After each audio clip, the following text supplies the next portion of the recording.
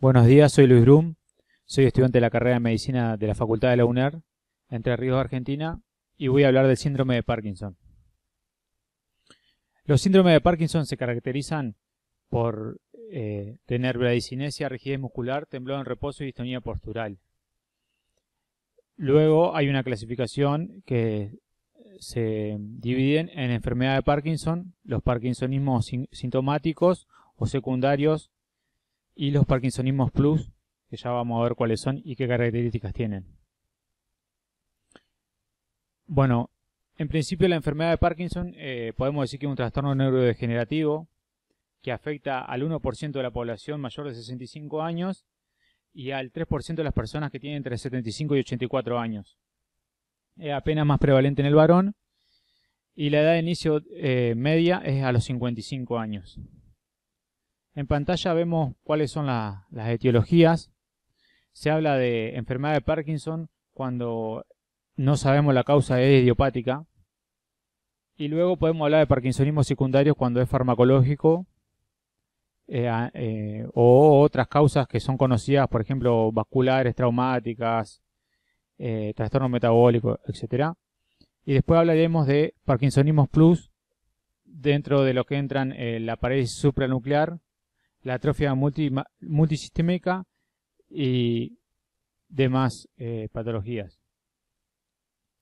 Bueno, para establecer el diagnóstico de la enfermedad de Parkinson, tiene que tener bradicinesia y al menos uno de los siguientes signos: rigidez muscular, temblor en reposo entre 4 y 6 Hz, y inestabilidad postural no causada por una disfunción visual, vestibular, cerebelosa o propioceptiva. Bueno, en la parte inferior podemos ver los hallazgos que excluyen a la enfermedad de Parkinson como causa del parkinsonismo. Si el paciente tiene algunos de estos ítems, también estaríamos excluyéndolo como enfermedad de Parkinson, que son antecedentes de ictus repetidos y que el parkinsonismo progrese, antecedentes de traumas craneales, antecedentes de encefalitis, crisis oculogiras, más de un familiar afectado, remisión sostenida, unilateralidad estricta sintomática después de 3 años, parálisis supranuclear, signos cerebelosos, signo de Babinski, que tenga demencia grave, precoz, con alteración de la memoria, el lenguaje y las praxias, que haya un tumor corroborado por TAC, que tenga una mala respuesta a la levodopa y que haya estado expuesto a metilfenildihidropirina. Bueno, estos criterios apoyan la enfermedad de Parkinson y son el inicio unilateral, que haya temblor en reposo, que haya un curso progresivo de la enfermedad, que haya una buena respuesta a levodopa, que haya una corea inducida por levodopa, que haya hiposmia y alucinaciones visuales y que la enfermedad tenga un curso clínico progresivo de 10 años o más. Bueno, para establecer la enfermedad de Parkinson estrictamente, se habla de 3 ítems que se deben cumplir. Primero, la ausencia de criterios de exclusión absoluta, que por lo menos 2 criterios soporten el diagnóstico de enfermedad de Parkinson y que no existan banderas rojas. Ahora ya vamos a ver qué quiere decir cada uno de estos ítems. Los criterios de soporte diagnóstico. Bueno, que haya una clara respuesta a levodopa que mejore hasta su situación inicial previa. Esto quiere decir que el paciente realmente tiene que mejorar y no, si mejora un poquito no alcanza como criterio. Bueno, que haya presencia de disinesia inducida por levodopa, que haya temblor en una pierna en reposo y que al menos dé positivo alguno de estos 2 estudios, que es el déficit olfatorio, anosmia o hiposmia, y que dé positivo también la denervación cardíaca simpática por gammagrafía. Bueno, estos son los criterios de exclusión absoluta de enfermedad de Parkinson, lo que no quita que tenga un síndrome parkinsoniano. Hablamos de enfermedades cerebelosas, de parálisis supranuclear de la mirada, de demencia frontotemporal o afasia progresiva, Estas se asocian a enfermedades taupáticas y la más conocida es la enfermedad de Alzheimer. Bueno, signos parkinsonianos limitados a extremidades inferiores durante más de 3 años. Tratamiento con receptores dopaminérgicos, por ejemplo, los antipsicóticos, que esto es el más común, que se da en el parkinsonismo secundario. Bueno, que haya ausencia a alta dosis de levodopa, con un tiempo y una cantidad del fármaco que está establecida. Que otros signos nos hagan pensar en otra posible enfermedad,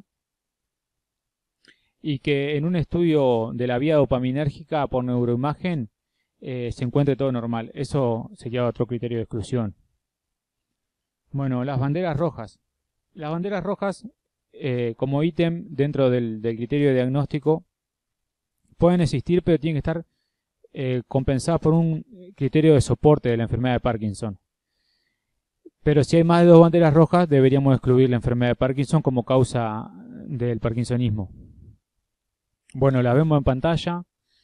Es una progresión rápida del trastorno que lleva al paciente a utilizar silla de ruedas en menos durante los 5 años del inicio. Esto sería una bandera roja. Otra sería que haya una ausencia de progresión de los síntomas motores también. Que haya disfunción vulvar precoz, que haya disfonía grave, disartría, disfagia, que haya una disfunción respiratoria grave también, estridor por ejemplo puede aparecer, que haya un trastorno autonómico grave de unos 3 minutos, de al menos, por ejemplo, de la pérdida de la tensión ortostática, de al menos 30 milímetros de mercurio en sistólica o de 15 en diastólica, que haya incontinencia o retención urinaria sin causa de trastornos urinarios, que haya caídas recurrentes más de una al año, que haya ausencia de los síntomas no motores pero más comunes de la enfermedad de Parkinson, como son trastorno del sueño, estreñimiento, urgencia urinaria, hipotensión, hiposmia, depresión, ansiedad, alucinaciones. Bueno, que haya signos piramidales que no puedan ser explicados por otra causa, y que haya un parkinsonismo bilateral simétrico a lo largo de la evolución de la enfermedad.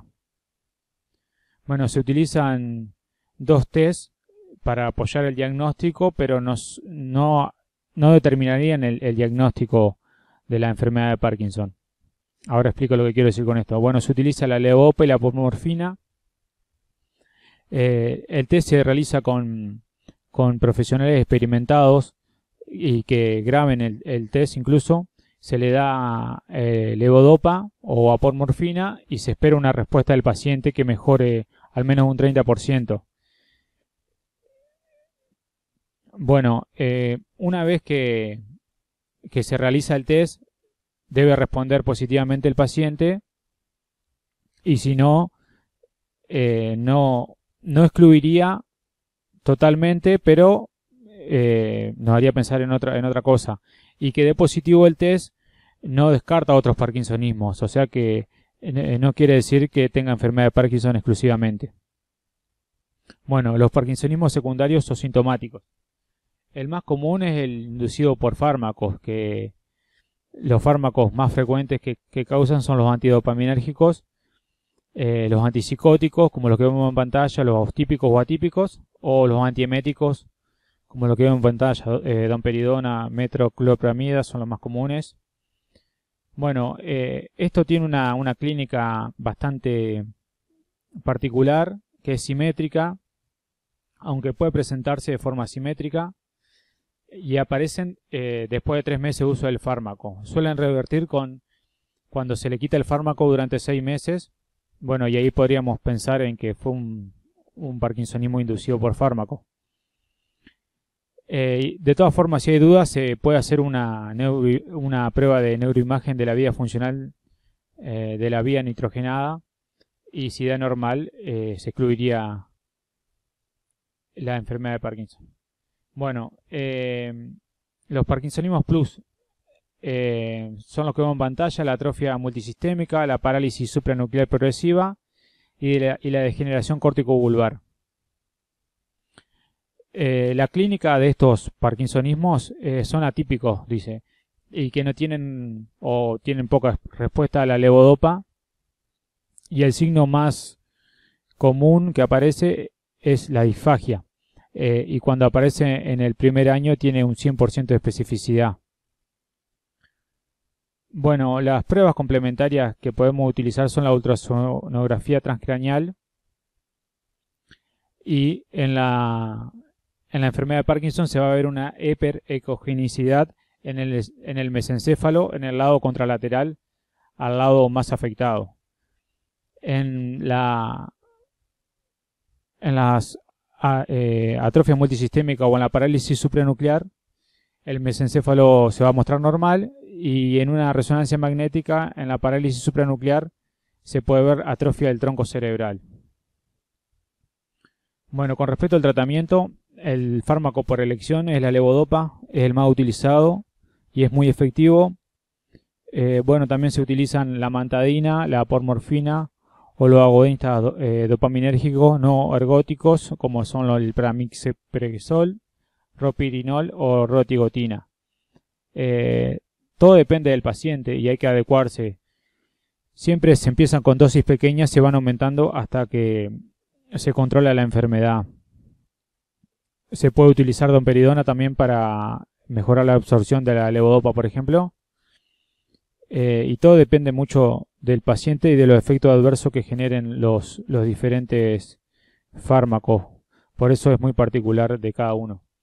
Bueno, como conclusión, el diagnóstico de la enfermedad de Parkinson siempre es clínico, mediante los criterios propuestos por la guía. Siempre hay que comprobar que el paciente no presenta datos atípicos, y siempre hay que corroborar que presente datos de apoyo.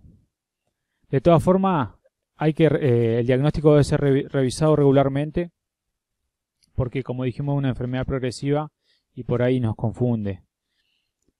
Bueno, la bibliografía que utilicé para realizar el video es Farreras-Rothman y las guías diagnósticas y terapéuticas de la Sociedad Española de Neurología. Bueno, muchas gracias por su atención. Saludos.